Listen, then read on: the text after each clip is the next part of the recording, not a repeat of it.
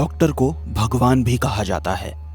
ये एक विश्वास का रिश्ता होता है, मगर कैसा हो अगर जीवन देने वाला ही मौत का शैतान बन जाए। जिसे अमृत समझे वही विष निकले।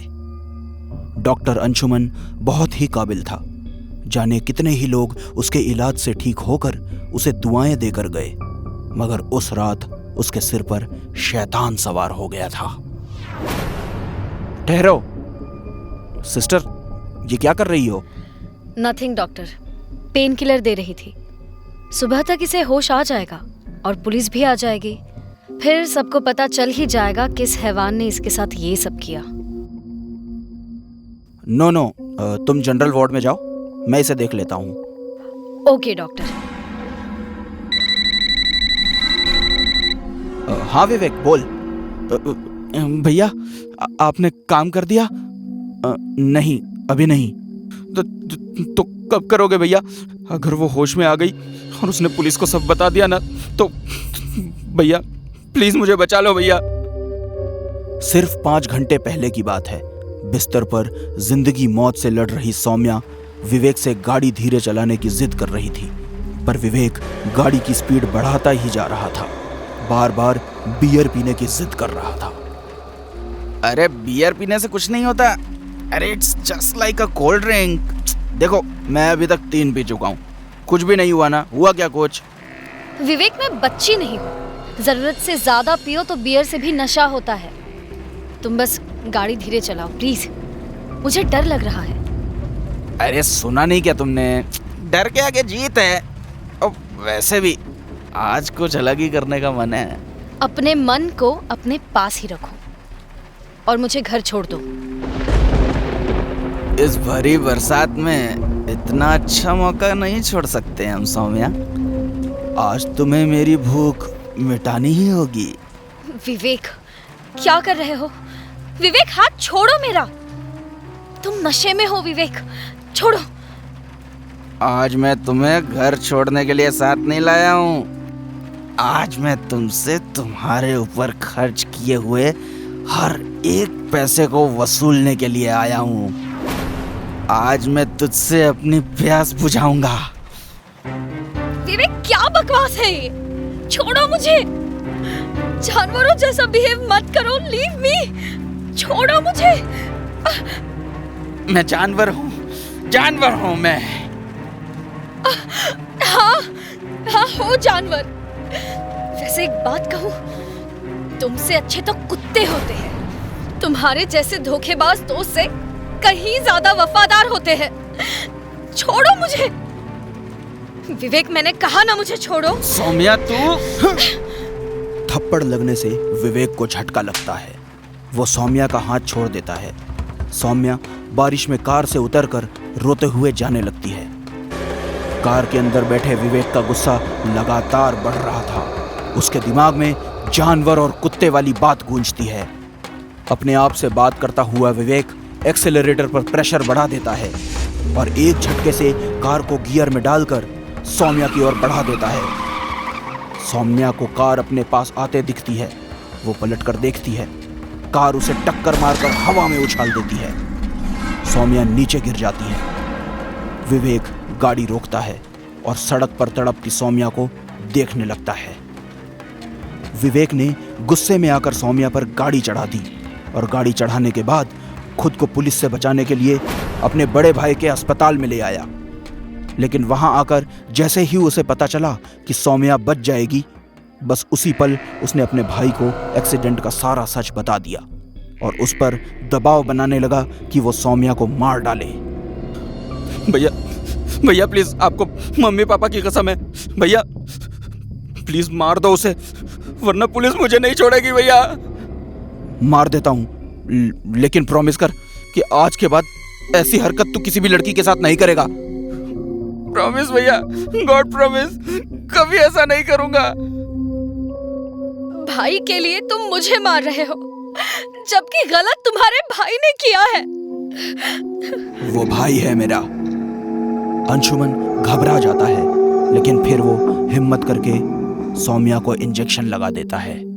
और इंजेक्शन के असर से सौम्या की सांसें रुकने लगती हैं और उसकी आंखों से आंसू आते हैं और वो मर जाती है। लाइफ सेविंग मशीन का ग्राफ फ्लैट हो जाता है। अंशुमन सौम्या की नब्ज चेक करता है और फोन निकालकर तुरंत विवेक को फोन करता है। हाँ भैया बोलो। मैंने उसे मार दिया है। तुम जल्दी से इधर आ जाओ। थैंक यू भाई, थैंक यू वेरी मच। आप नहीं होते तो इस कमीनी लड़की ने तो मुझे फंसा ही दिया था।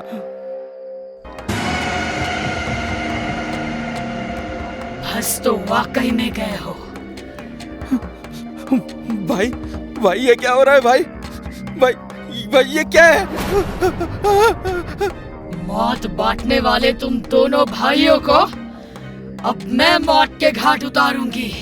जैसे ही सौम्या इशारा करती है, उस रूम में मौजूद इंजेक्शन, सीजर और नाइफ हवा में अपने आप उड़ने लगते हैं और तेजी से जाकर उन दोनों भाइयों के शरीर में धंस जाती है और दोनों वहीं पर मर जाते हैं।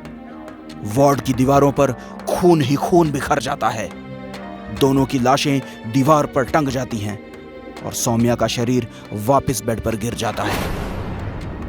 एक भाई ने अपने भाई की प्यार की खातिर उसकी गलती पर पर्दा डालते हुए अपने पेशे से धोखा किया और मासूम को मौत की नींद सुला दिया। लेकिन कहते हैं ना, ईश्वर के घर में देर है अंधेर नहीं। उसने उसी लड़की के हाथों उन दोनों को मारकर इंसाफ कर दिया। बुराई का अंत हमेशा बुरा ही होता है।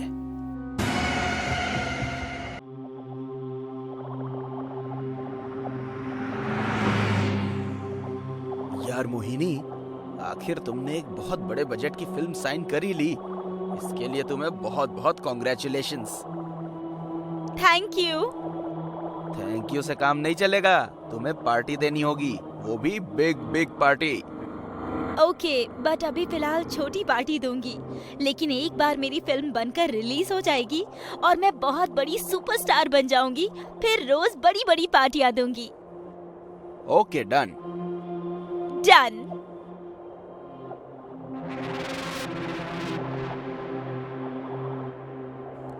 वो कौन है जो इतनी रात में बीच सड़क पर खड़ी है?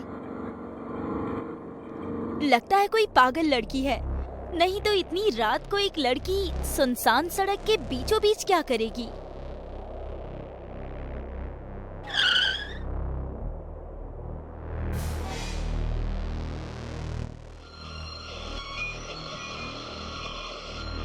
ए पागल लड़की, बीच सड़क पर क्यों खड़ी है? हट रास्ते से। सुन नहीं रही है, लगता है सचमुच पागल है। ए लड़की, हट जा रास्ते से, हमें देर हो रही है, जाना है हमें। नहीं हटूंगी। नहीं हटेगी तो कार से उड़ा देंगे तुझे। एक काम करो, कार साइड से ले लो।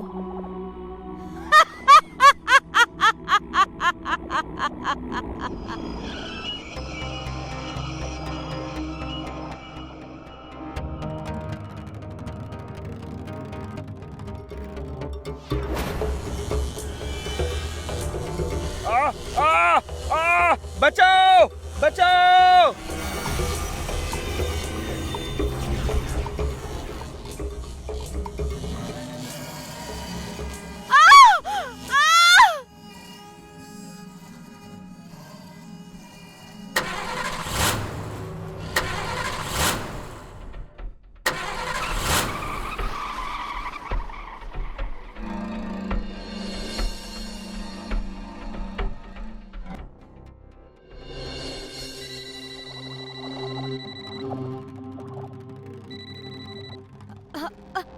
हेलो मोहिनी, कहाँ हो तुम? मैं तुम्हारा कब से इंतजार कर रही हूँ। कब तक आओगे तुम? कौन? कमाल करती हो मोहिनी, तुम मेरी आवाज भी नहीं पहचानती। मैं करिश्मा हूँ, तुम्हारी बेस्ट फ्रेंड करिश्मा। करिश्मा, देखो अब ड्रामा छोड़ो और जल्दी से मेरे घर आ जाओ। हेलो प्रमोद, तुम जितनी जल्दी हो सके मेरे घर आ जाओ, प्लीज आ जाओ।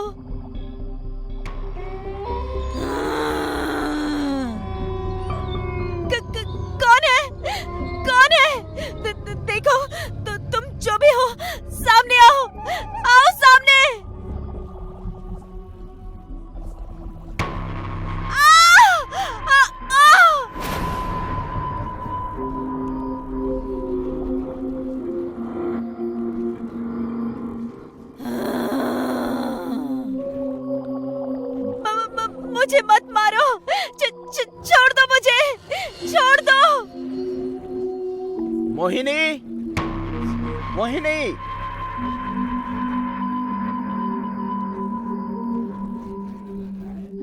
प्रमोद, प्रमोद मुझे बचा लो मुझे। वो मुझे मार डालेगी वो मुझे। मोहिनी, क्या हुआ तुम्हें? और कौन मार डालेगी तुम्हें? वो कौन?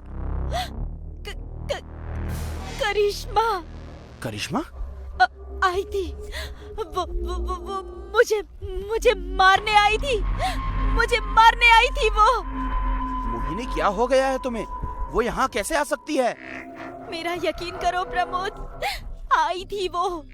तुम्हें पता है, मैं और लकी घर आ रहे थे, तब उसने लकी को रास्ते में ही मार डाला और फिर वो मेरे पीछे पीछे यहाँ तक आ गई और वो मुझे भी मारने ही वाली थी, लेकिन तुम आ गए और वो भाग गई। मोहिनी, ये इम्पॉसिबल है। तुम शायद भूल रही हो, तुमने फिल्म में लीड हीरोइन का रोल पाने के लिए करिश्मा को मारा था और इस काम में मैंने और लकी ने तुम्हारा साथ दिया था। प्रमोद, वो आई थी, वो जिंदा है। तुम मेरा यकीन क्यों नहीं कर रहे हो? क्योंकि मोहिनी, जो मरता है वो कभी लौट कर नहीं आता और यही सच्चाई है। ये देखो, करिश्मा का कॉल है। कहाँ हो तुम मोहिनी? तुम अभी तक आई नहीं। मैं कब से तुम्हारा इंतजार कर रही हूँ। जल्दी आ जाओ प्लीज। सुना तुमने? सुना? मोहिनी, मुझे लगता है कोई मजाक कर रहा है। कोई करिश्मा की आवाज में मिमिक्री कर रहा है तुमसे। लेकिन कोई ऐसा क्यों करेगा? क्योंकि मेरी जान, अब तुम सुपरस्टार बनने वाली हो और शायद किसी ने हमें करिश्मा को मारते हुए देख लिया है और अब वही तुम्हारे साथ ये खेल खेल रही है ताकि वो तुमसे पैसे ऐंठ सके। अगर ऐसा है तो फिर लकी को मारने वाली कौन थी? और तुम्हारे आने से पहले मुझे जो मारने वाली थी वो कौन थी? प्रमोद, मैं कह रही हूँ ना, करिश्मा जिंदा है। वो हमसे बदला ले रही है। वो तुम्हें और मुझे दोनों को मार डालेगी। ओके बाबा, ओके। अगर ऐसी बात है तो तुम चलो मेरे साथ।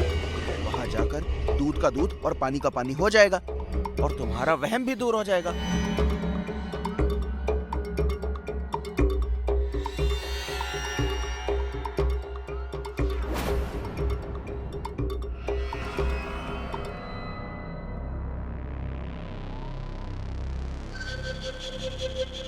प्रमोद, मुझे बहुत डर लग रहा है। कम ऑन मोहिनी डार्लिंग, ये शेर जैसा बॉयफ्रेंड तुम्हारे साथ है तो डरने की क्या बात है?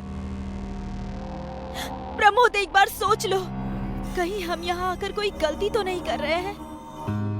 गलती करेंगे तभी तो तुम्हारी गलत फहमी दूर होगी। डोंट वरी, मेरे होते हुए तुम्हें कुछ नहीं होगा। चलो अंदर।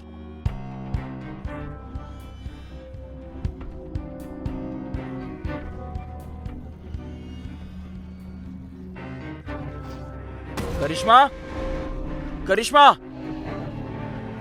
देखा, यहाँ कोई नहीं है। नहीं प्रमोद, वो यही कहीं है। मैं फील कर रही हूँ उसे। मुझे नहीं आना चाहिए था यहाँ। बहुत बड़ी गलती कर दी मैंने, बहुत बड़ी गलती।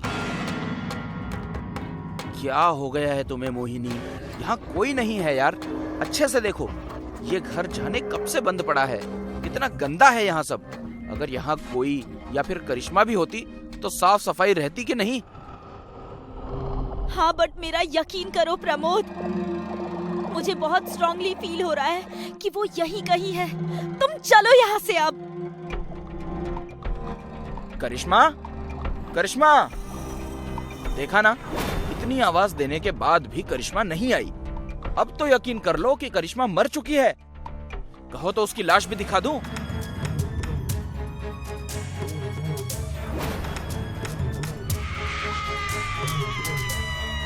क्या हुआ? प्रमोद, मैंने कहा था ना, वो है। कहाँ है? यहाँ हूँ मैं। करिश्मा? करिश्मा नहीं, तुम दोनों की मौत हूँ मैं। बदला लेने आई हूँ मैं।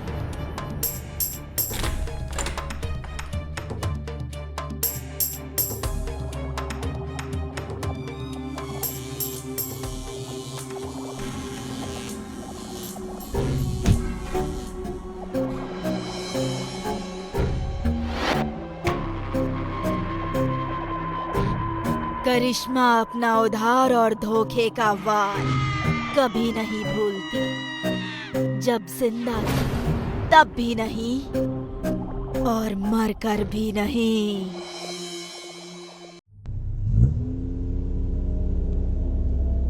सुनसान सड़क पर राजेश और सुजीत गाड़ी ड्राइव करते हुए जा रहे थे।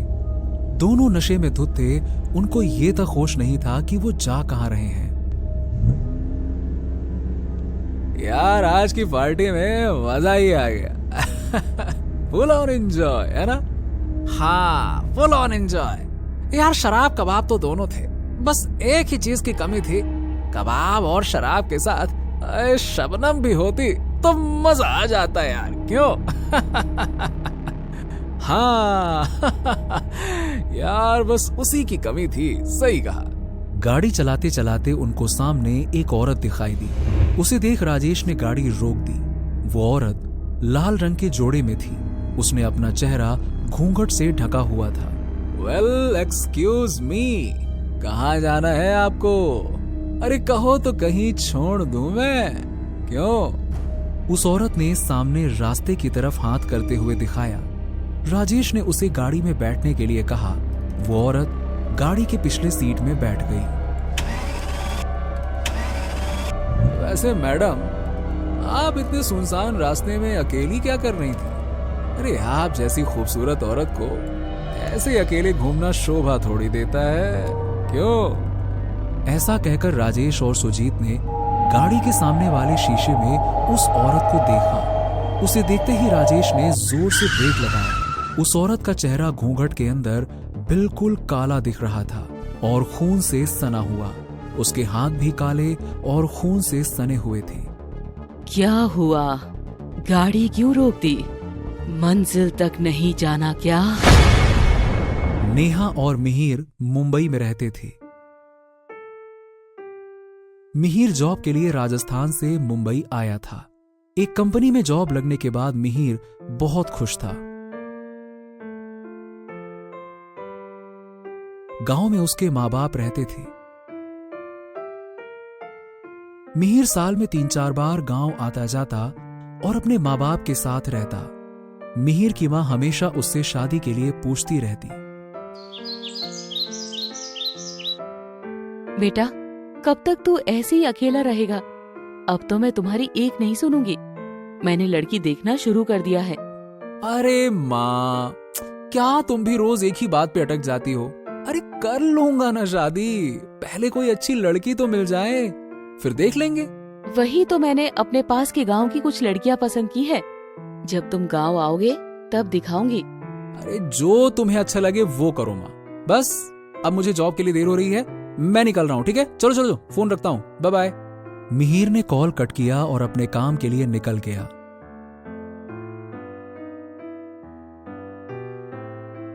ऑफिस पहुंचने के बाद उसने देखा कि एक नई लड़की ने जॉब ज्वाइन की है। मिहिर ने जब पहली बार नेहा को देखा, वो तभी उसे पसंद आ गई थी। धीरे धीरे मिहिर और नेहा के बीच अच्छी दोस्ती हो गई। अब वो दोनों साथ ही काम करते, लंच करते। मिहिर घर जाते जाते नेहा को भी अपने बाइक से उसके घर पे ड्रॉप करता। देखते ही देखते नेहा भी मिहिर को पसंद करने लगी थी, लेकिन दोनों ही अपने मन की बात एक दूसरे को नहीं बता रहे थे। एक दिन मिहिर ने तय किया कि वो नेहा को प्रपोज करेगा। बाद में जो होगा देखा जाएगा। नेहा, मैं बहुत दिनों से ना तुमसे एक बात कहना चाहता हूं। आई डोंट नो तुम कैसे रिएक्ट करोगी, बट मुझे लगता है कि अब कह देना चाहिए। मैं तुमसे बहुत प्यार करता हूं। क्या तुम मुझसे शादी करोगी? नेहा ने सर हाँ में हिलाते हुए कहा।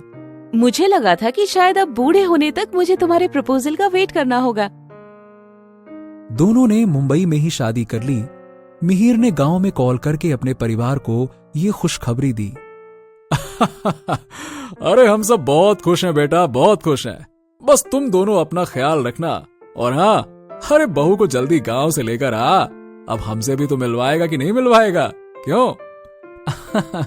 हाँ बाबूजी, जैसे ही हम दोनों को छुट्टी मिलती है हम वापस आ जाएंगे, ठीक है?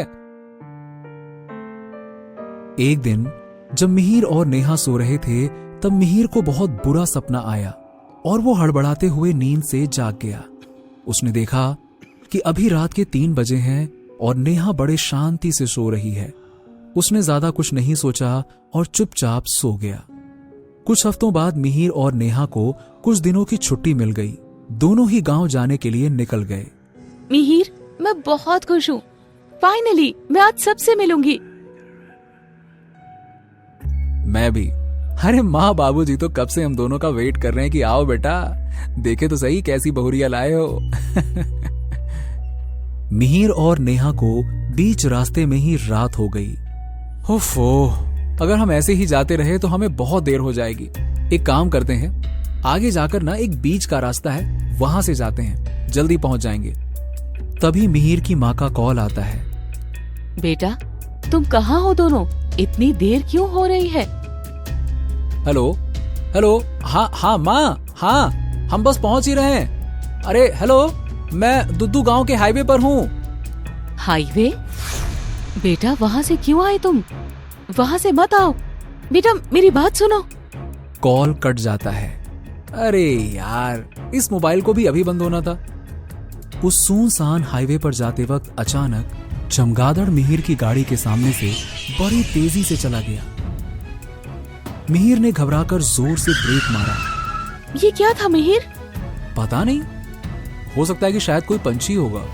चलो आगे चलते हैं। ऐसा कहकर मिहिर ने गाड़ी आगे बढ़ा दी। आगे जाकर उन दोनों को एक औरत रोड के साइड में खड़ी हुई दिखाई दी। मिहिर ने गाड़ी रोकी। उसने देखा कि एक औरत लाल रंग के जोड़े में है और घूंघट से अपना चेहरा ढका हुआ है। आप कहाँ जाना चाहती है? उस औरत ने सामने की ओर इशारा किया। वो औरत पीछे वाली सीट पर बैठ गई। मिहिर ने गाड़ी शुरू की और थोड़ा आगे जाने के बाद मिहिर ने जब पीछे वाली सीट पर देखा तो वहां कोई नहीं था। मिहिर ने घबराकर जोर से ब्रेक मारा। क्या हुआ मिहिर?